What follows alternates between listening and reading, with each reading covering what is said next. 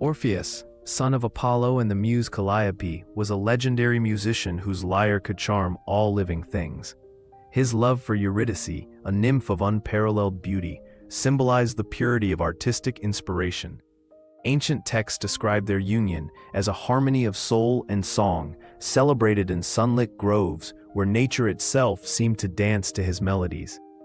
This idyllic love, however, would soon be tested by fate. Tragedy struck when Eurydice, fleeing from Aristeus, a persistent suitor in some versions, stepped on a venomous serpent hidden in the grass. The bite was instantly fatal, a stark reminder of mortality in Greek myth. Orpheus's grief was so profound that even the rivers wept, according to Ovid's Metamorphoses. This moment underscores the fragility of life and the abruptness with which joy can turn to despair. Determined to defy death, Orpheus ventured into the underworld, a realm few mortals dared enter. His path wound through the cave of Taenarum, guarded by spectral figures and the river Styx. Armed only with his lyre, he confronted Cerberus, the three-headed hound whose growl stilled at his music. This descent reflects ancient Greek beliefs about the boundary between life and death, and the power of devotion to transcend it. In Hades' throne room, Orpheus played a lament so moving that the Furies shed tears, and Persephone, queen of the dead, implored Hades for mercy. Statues and later retellings, like Virgil's Georgics, emphasize how his art suspended the torments of the damned. Hades agreed to release Eurydice, but with a condition that would test Orpheus's resolve. He must not look back until both reached the surface. As Orpheus led Eurydice through the labyrinthine tunnels, doubt gnawed at him. Had Hades deceived him? Was Eurydice truly following?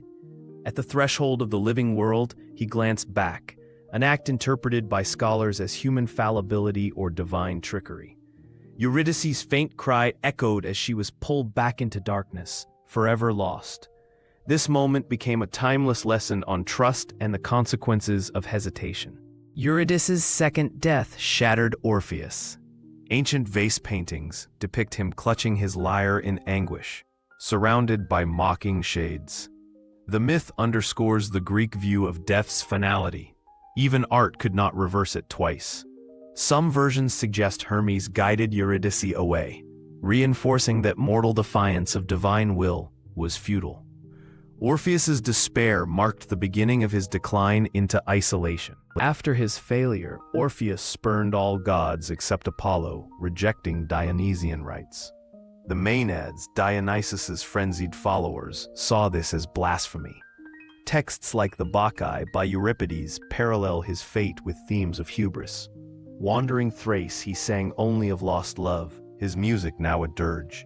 This phase highlights the Greek belief that excessive grief could consume even the greatest minds. In a violent climax, the Maenads tore Orpheus apart, casting his head into the river Hebros.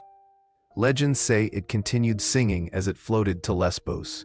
His lyre became the constellation Lyra, immortalized by Zeus. Later poets, like Ovid, framed his death as transcendence, his spirit reunited with Eurydice in the afterlife.